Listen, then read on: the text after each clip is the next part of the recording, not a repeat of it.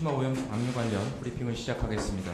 먼저 박성훈 해수부 차관께서 우리해역 수산물 안전관리에 대해 설명하겠습니다.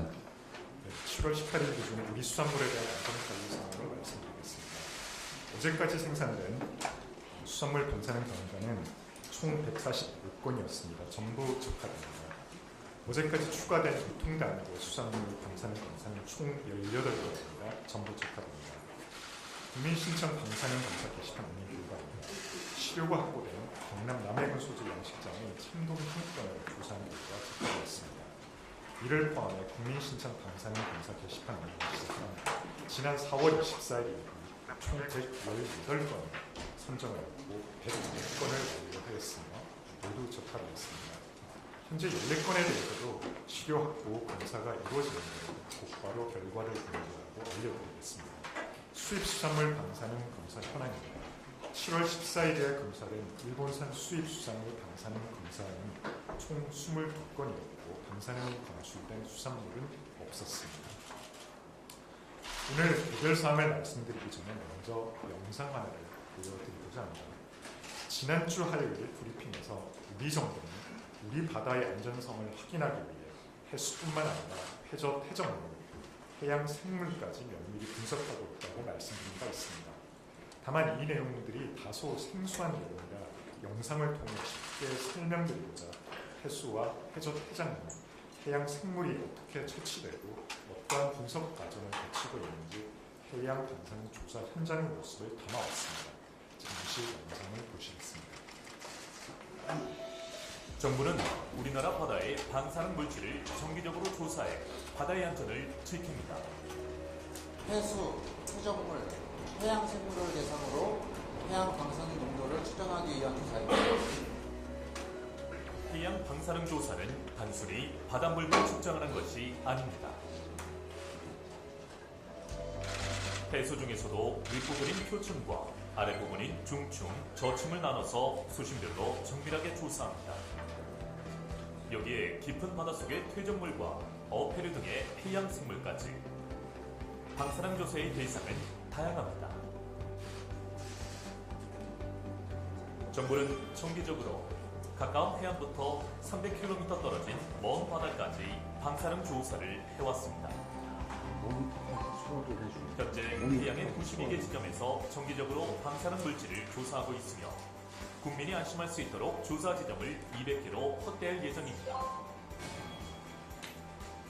해수는 표층 조사를 기본으로 하고 동해, 서해, 남해의 10개 지점에선 해수의 중층과 저층까지 방사능 물질을 조사합니다.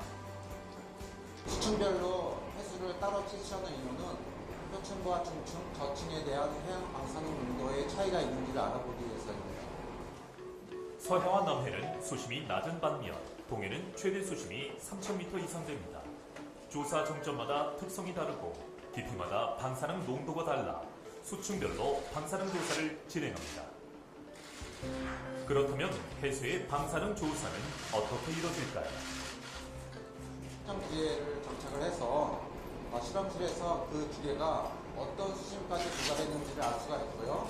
그래서 저희가 원하는 수심에서의 해수를 채취할 수 있는 것입니다. 해수를 채취한 후엔 방사능 조사를 위해 이동 준비를 합니다.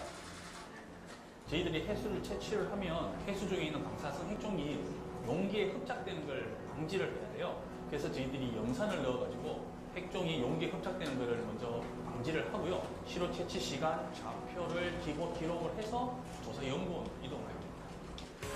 해수뿐만 아니라 해저 퇴적물 또한 철저히 검사합니다. 해저 퇴적물 조사는 60개 지점에서 실시합니다. 인공 방사능의 대표 물질인 세슘과 플루토늄 그리고 스트론튬 등을 대상으로 합니다.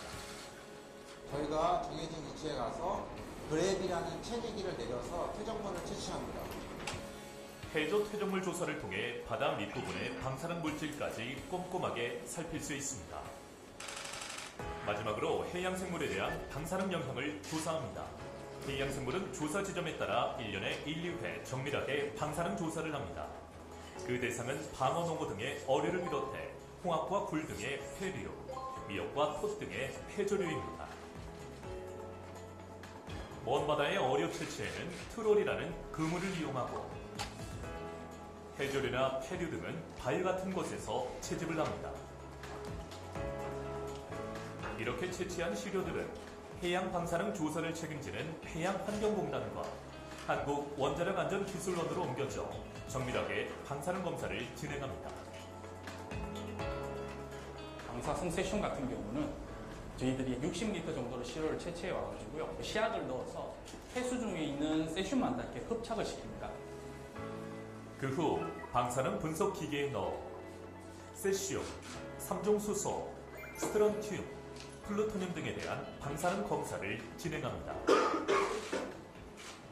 또 퇴적물과 해양생물은 방사능 검사를 하기 위한 필수 과정이 있습니다. 불순물을 간단하게 제거를 하고 동결 건조를 해서 퇴적물 속에 있는 수분을 다 제거를 합니다. 퇴적물 입자에 부착되어 있는 방사성 핵종의 방사능 농도를 보려고 하는데요. 그 수분을 다 제거를 해야 대책을 하는데 더 용이하기 때문에 저희는 수분을 제거를 하고 있습니다. 동결 건조를 통해 완벽하게 말린 해양생물을 곱게 분쇄해 방사능 검사를 합니다. 후쿠시마 원전 사고 이전에 비해서 일정한 수준 이상으로 높아지는 그런 결과값을 아직 찾지는 못했는데요.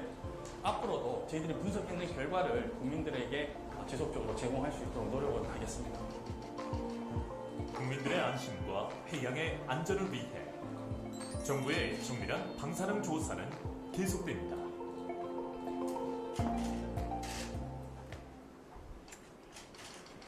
다음으로 우리 바다의 방사능 정보를 기존의 전기조사보다 신속하게 제공하기 위하여 해양수산부와 원자력안전위원회가 준비하고 있는 긴급조사 방안에 대해서 말씀드리겠습니다.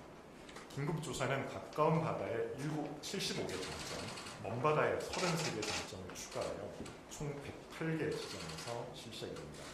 결과 도출까지 최소 2개월 이상 걸리는 기존 정밀조사들이 빠른 결과를 도출하기 위해 전처리, 대책 시간 등을 단축한 신속 분석법을 사용하며 해수주의 세슘과 삼중수소를 분석합니다. 연안의 경우 서남해역, 남서해역, 남중해역, 남동해역 및 제주해역을 6개 권역으로 구분하여 매 10일마다 조사를 실시합니다. 1회 조사 시 5개 권역별로 5개 대표 점점, 총 25개 점점을 선정하여 수산과학조사원을 통해 시료를 채취하니 분석을 실시합니다. 이러한 방식으로 한 달 동안 총 3회에 걸쳐 전국에 75개 점점을 조사합니다. 원근의 해역 역시 1회 조사 시마다 33개 점점의 해수를 채취하여 분석함으로써 먼바다의 방사능 용도를 월 2회 감시할 수 있습니다.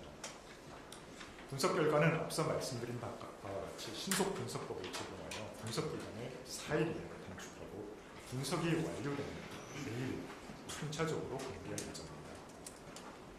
이와 더불어 국민 여러분께서 휴가철에 많이 찾는 해수욕장을 보다 안심하고 이용하실 수 있도록 정부는 지자체와 협력하여 국내 대표 해수욕장 20개소에 대한 방사능 조사를 현재 실시하고 있습니다.